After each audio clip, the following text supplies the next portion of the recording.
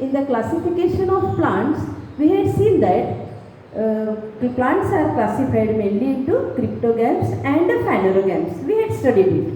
Now, cryptogams are divided into three main divisions: Thallophyta, Bryophyta and Pteridophyta.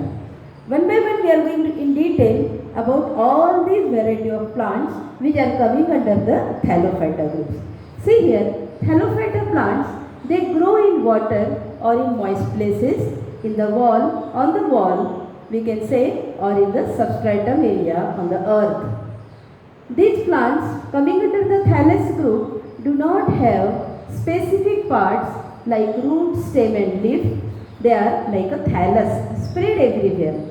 These organisms may be unicellular or multicellular. May be made up of unicellular means a single cell, multicellular means many cells may be present. Most of the thallophytes, they are microscopic, means detailed structure we cannot see with your naked eyes, though that organism we can see.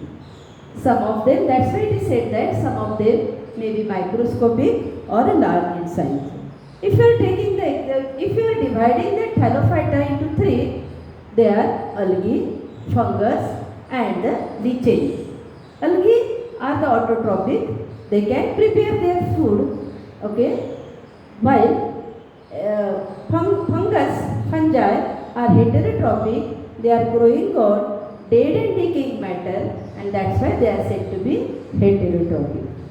Then like lichen, it is a combination of algae and fungus. You know that fungus composed of algae, taking the food from algae, it is considered under the lichen. You are able to see the spice here. The spice full, masala full that we are using in our home for making the spice is a lichen. Each cell I had shown you, the yeast powder, if you are soaking it in the water, taking one drop and on the slide and observing under the microscope, you are able to see such a structure of a yeast cell. Okay, a Spirogyra. See here, I brought some Spirogyra.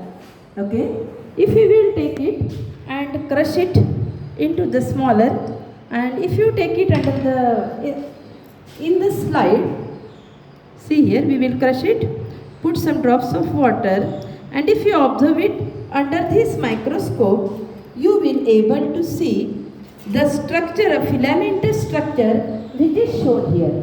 The filamentous structure, see here, a Spirogyra is there. This is a algae, example of the Spirogyra. Some other examples of the algae are here. See, this is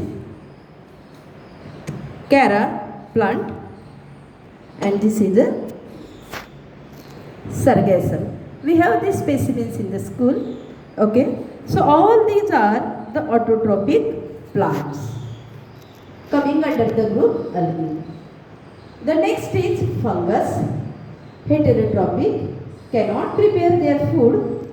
I discussed about the yeast cell, but you know that fungus grow on dead and decaying matter. See here the whitish layer which is formed over there. Are you able to see here? And this is the mushroom. You know, it grows under the shady or the moist area, under the in the plant. In the school I had shown you all these mushrooms. Okay, so these are the examples of the fungus grow on dead and decaying matter. Lichen, just now we discussed that it is a combination of algae and fungus. Next is Bryophyta. Bryophyta, just after the Thallophyta, bryophytic plants are coming. In the algae you had seen that they may be unicellular or multicellular, but bryophytic plants are multicellular. Okay, these are the multicellular thalloid structure and they are only autotrophic. All the bryophytic plants can prepare their own food. Their habitat is, they are amphibians, that is, they grow in moist soil and need water for the reproduction. Amphibians, you know, if they need land and water, we say it is the amphibians. Okay. So this is the Marcasia. This is the example of a Marcasia, and this is the example of a Funaria. These plants, as their thallus-like structure, they are not distinguished or divided into root, stem and a leaf. Herein we are finding only the thallus-like structure and a cup-shaped structure over there, which is for the reproduction. Spores are formed there for reproduction, while the advanced plant of the Bryophyta, it is a Funaria, we say it is a moss. See here the stem structure, root, leaf, and this is the capsule which contains the gametes, okay, which helps for reproduction. We have some material of the Bryophyta. See, this is a Rixia plant. And this is a Funaria. Moss, capsule, these are the specimens what we have in the school. Okay. So in this way, you had studied the Bryophyta. Herein, just I am recalling again, in the Bryophyta, plant is not well defined or divided into root, stem and leaf, but we are able to see in place of roots, rhizoids are there.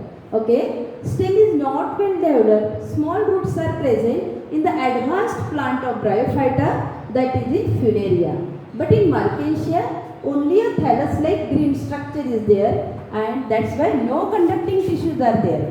Do you know what is meant by conducting tissues? Conducting tissues, I think you had studied it in 8th standard. Xylem and the phloem.